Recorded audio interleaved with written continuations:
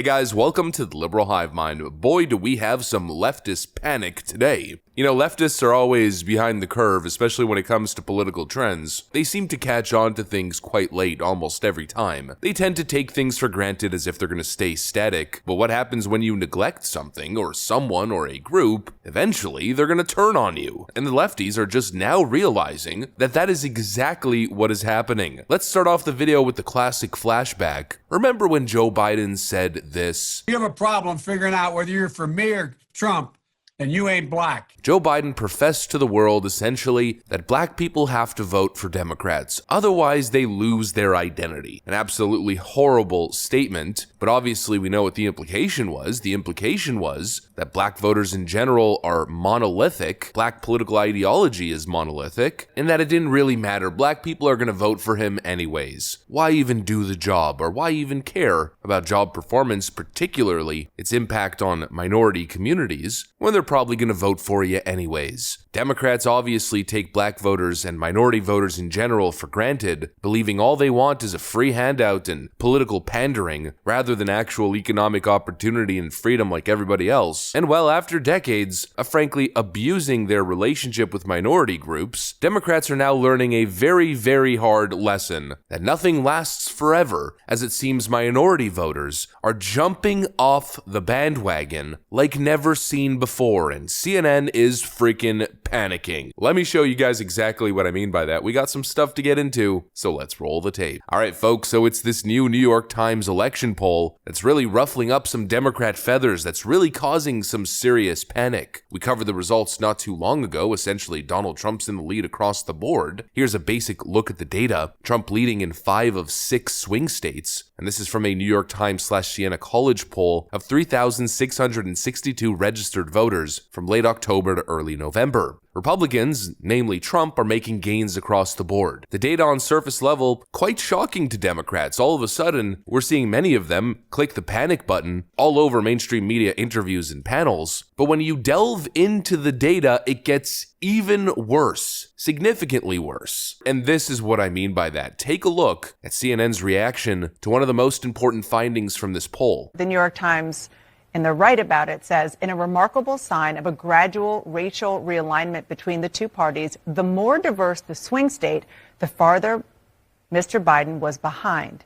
And he led only in the whitest of 6. So it looks like the entitled Democrat election strategy of empty pandering to black voters, it seems like it's all coming to a crashing end for Democrats. In many of those states, it was found that the only groups supporting Joe Biden, or the more likely groups supporting Joe Biden, were white communities. And in the more diverse areas, Democrat support is dropping precipitously. You know, Joe's old statement didn't exactly age well, or I guess it didn't really sit well with many voters who probably bought into the narrative back in 2020, because Democrats, I mean, the whole election strategy of 2020 was pandering and gaslighting, you know, selling the boogeyman narrative about Donald Trump on the back of the George Floyd riots. They were told, if you don't vote for us, then you ain't black, and oh, this country is gonna go back. That's pretty much the messaging campaign. They bought into it, elected Joe, and what did they get? Hyperinflation, new wars, an extreme reduction in standard of living, less safe communities, less opportunities, mass migration into their neighborhoods, occupying their streets, their schools, their community centers. What did they get? They got shafted by these lying Democrats. And so no wonder all the bougie, latte, liberal white voters are still buying into the narrative that voting for Joe is a vote for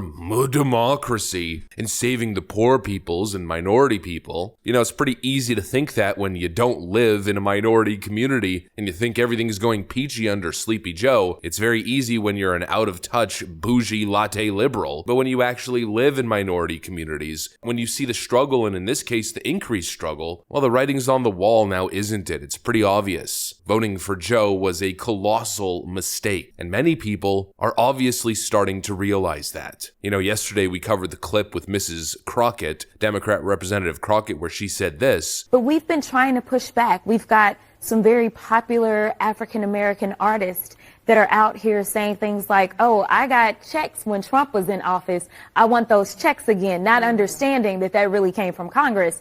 So we've got a couple of things, the perception issue, and then we also have an issue as it relates to civics in this country and people not understanding exactly how any of this works. She claimed that black voters are actually ignorant, and they just don't know. But in the same sentence, she kind of accidentally said the truth, even though she was trying to make a different point. That black voters, when polled as to whether their lives were better with Donald Trump or now with Joe, near unanimously believe their lives were better under Donald Trump. She talks about stimulus checks and claims that, oh, well, that's actually our credit. We're the ones who did that. A garbage argument. I mean, what are you selling? Inflation? And increased government reliance? What a pathetic message. But narrative building aside, it doesn't really matter. The important fact is that people understand that their lives were better under Trump. Whether that's stimulus checks, whatever, of course, is a portion of people who seem to form their political opinions based on receiving checks from the government, but there's other people who aren't ignorant, who aren't stupid. They understand that the economy was roaring. They understand that eggs and bacon costed pretty much half of what they do now, in some cases 1/3. They understood that the dollar menu at McDonald's used to actually exist. Now what is it, the $3 menu? Not exactly sure, I don't eat much McDonald's, but probably something around there, right? Minority voters aren't stupid. Minority voters can see the obvious truth. And I mean, what an insult to hear a politician who supposedly represents you in Congress tell you that you're too stupid to understand that actually your life is better now, with everything costing double and your wages shooting down as well as black unemployment shooting up. You know, great scenario. Absolutely freaking stupid. And you know that these Democrats are total hypocrites because as they do these ridiculous media tours claiming that everything is so peachy under Joe Biden and that actually what we really need to do as Democrats is spread that message, is convince voters of just how good Joe is. You know, they're saying one thing, promoting him as a great leader and great president, and then they're saying a completely, vastly different thing when they say stuff like this. This is probably going to lead to a lot of Democrats increasing the chatter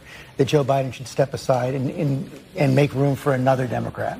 And I think the problem that Democrats have is they don't know who that Democrat would be right now. I don't think that people look at Kamala Harris and feel like she is ready to take that step forward. They look across the rest of the party, governors, senators, mayors, House members, and they're struggling to figure out who they could put up if it's not Joe Biden. And so I think the reality is Democrats are probably going to run Joe Biden. You know, which one is it? Is Joe the greatest thing since sliced bread and all he needs is a strong messaging campaign to promote his performance? Or is Joe failing and needs to be replaced by literally any Democrat, but Democrats seem to be out of options? You know, which one is it? Because you can't have it both ways. You can't have the president is failing, he's about to lose the election and we need to replace him, alongside of the greatest president ever carrying on Obama's amazing legacy. You can't have it both ways. Democrats are going to have to make a decision here. Although it seems like they're stuck between a rock and a hard place, that decision is most likely going to be forced on them, thrusted on them. And that, of course, is a Biden-Kamala Harris ticket. And a boy, oh, a boy, does that ticket seem to be struggling as Trump continues to rise in the polls. Take a look. His average almost at plus 1%, with only a couple outlier polls showing Joe Biden even close. And even in those polls, he's down in the battleground states. Democrats have one option here, and that's to turn democracy onto its head, to arrest, indict, and charge Joe Biden's political opponent. We'll have to see where that strategy leads, but up till now, it seems as though everything they do, their grand plan, is failing across the board. Absolutely shocking, but not shocking at all information. It seems as though the Democrat Party is becoming increasingly the party of the white, elitist, I'd argue overly educated, latte liberal class. Anyways, that's the video. That's what I got for you guys on this one. If you enjoyed it, make sure to leave a like and possibly subscribe to the channel. Thanks for watching, friends, and I'll see you on the next one.